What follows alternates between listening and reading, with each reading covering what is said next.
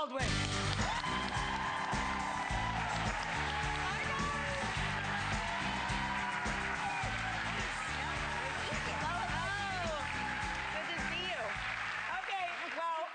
I'm gonna get between these two moms. I'm gonna turn this one side We're gonna bump on you.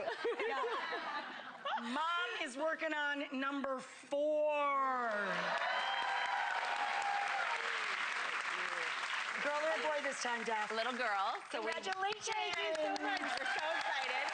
So it'll be 3 girls and a boy, a house full of estrogen. And I have the opposite. I have the have total 3 opposite. boys and a girl.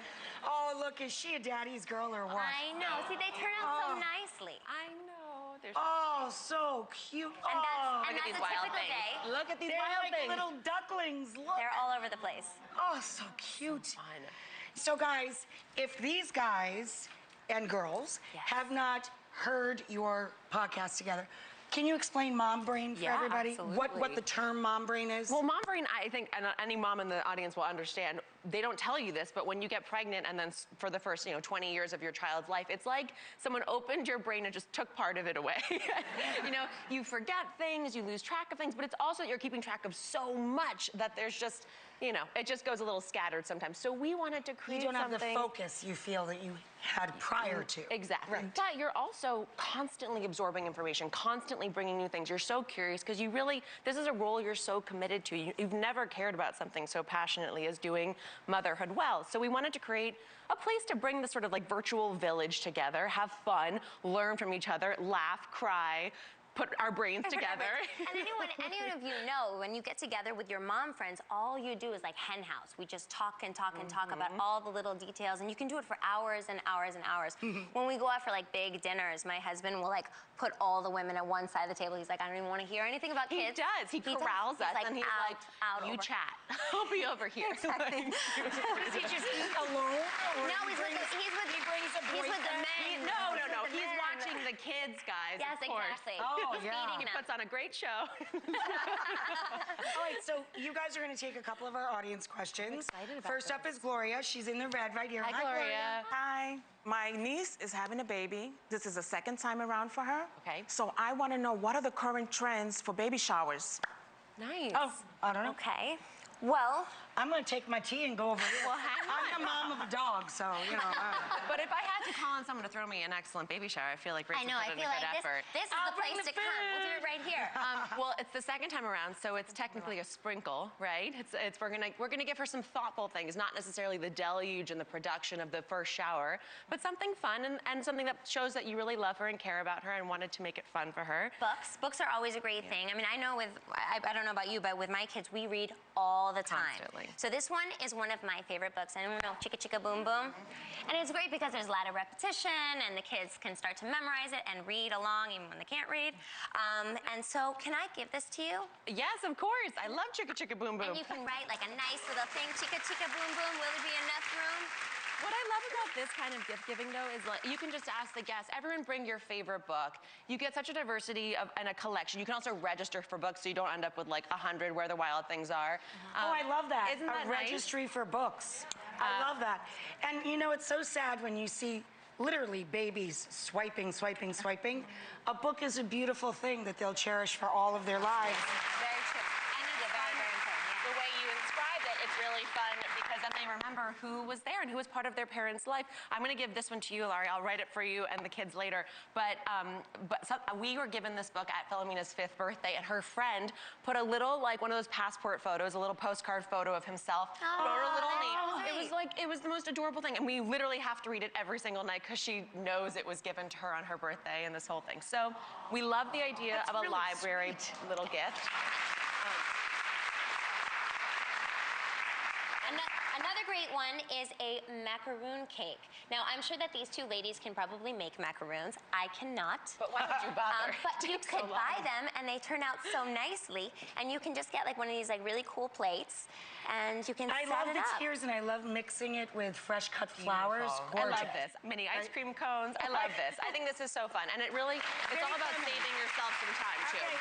Now, the next question is from Christy. She's right here. Hi. Hi, Rachel. Good morning. I'm a mom of 3 kids, ages 23, 18, and 5. No.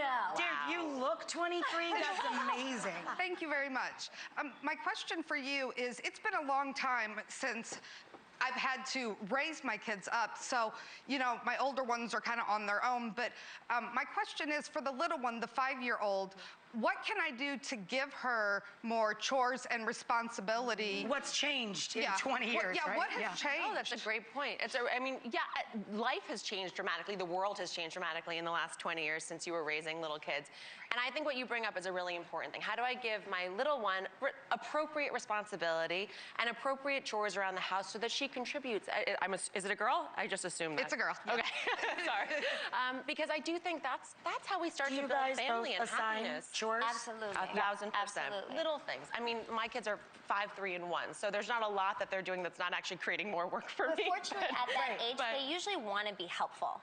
They get excited. Yeah, like after we eat, they like to take the vacuum cleaner. I was going to say, I loved sleeping when I was a little girl. I was obsessed They literally with it. will fight over the chores. Or taking the trash out. They're like really into taking the trash out. We're in New York, so we have like the trash chute. They think it's really cool. But They're like, oh, the thing opens and closes. How many things can we and throw where does down it there? go? That's awesome.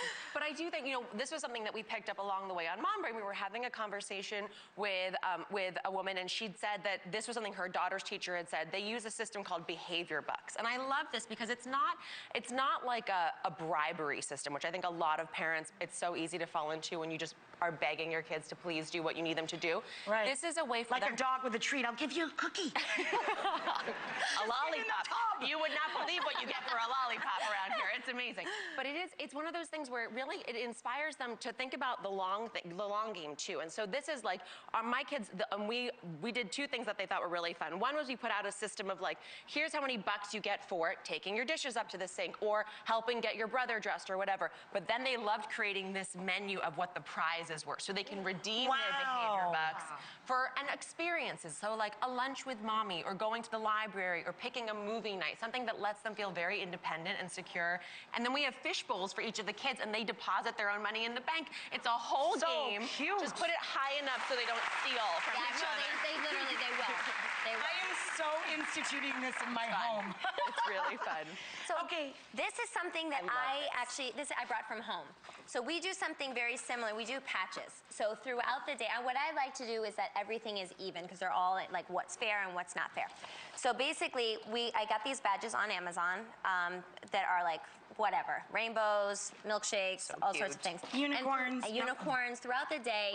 If somebody does something really good, I'm like, wow, that was so great. Go pick a patch, and then we put it into the basket.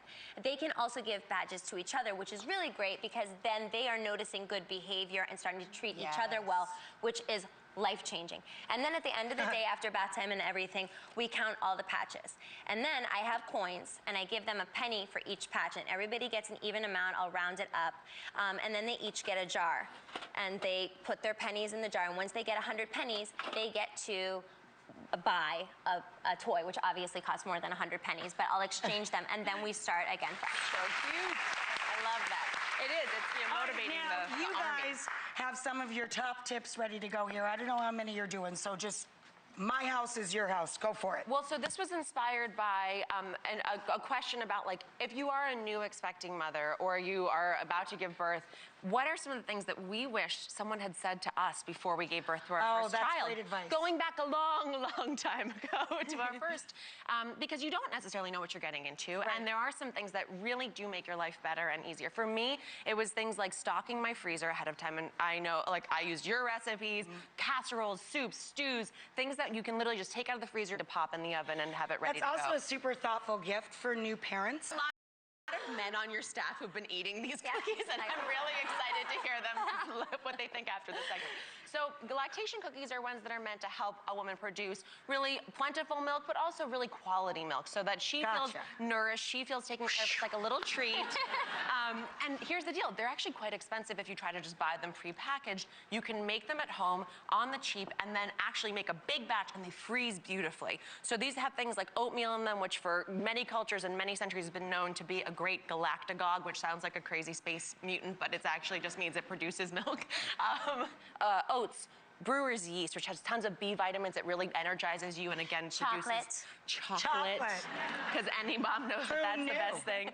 And flax seeds, which is, again, lots of fats, good protein. It's one of those things that's really going to help you enjoy yourself. And those are all really healthy and choices nourish your baby at the same time. I have to say, one of my neighbors gave me a batch of these when I delivered my fourth, and it was life-changing because I had pneumonia when I delivered him. My kids had the flu. One of my kids came home with pink eye. It literally was like the rainstorm. And somebody gave these. I didn't have time to cook, and so anytime I'd be hungry, I'd be just crying and eating cookies. It's fantastic. And we'll put this recipe on RachelRay.com so you'll have it at home. Oh, that's cool. We can put this. Of course. You know what? I'm not lactating. They look really good. I mean, guys, they're like oatmeal They're not cookies. going to make you start They're lactating. delicious. Yes, it's chocolate cookies. I go home all drippy. Oh, that'd be fun. That'd be fun. Hilaria, you got one for the road? Okay, so mine is working out. You guys all know I love to work out, and it's the last thing that you want to do when you're pregnant or you just had a baby. And of course, you have to be in the clear with your doctor. She works out while she's walking like the stroller. Literally, you'll see her doing this down the street. I'm the weirdo. Like all my neighbors, they're like, oh, there she goes again. But look at the results. But, you know, it's all, yeah, thank you. It does, it works. So one of the things that's super safe when you're pregnant, not pregnant, do you guys remember Buns of Steel? Yes. Julie Webb? Totally. Love her. Do you remember like the squats? Yeah? And remember how good her butt looked? Yeah? See, we can do it whether you're pregnant, not pregnant. Works your, see? Squat. See? Work it out. Hey. Yes. I have to remember the slit in my skirt, just that's all. I love you both very much. If you enjoyed this, go online. You can get the recipe for the cookies, but check out their podcast. It's Mom Brain, and even if you have Mom Brain, that's pretty easy to remember. That is the most adorable picture I've ever seen, ever. That was a lot of fun. I love it was in my playroom. I love you both so much. We love you, Rachel. Thank you, ladies. Thank you. Grab a snack. We'll be right back.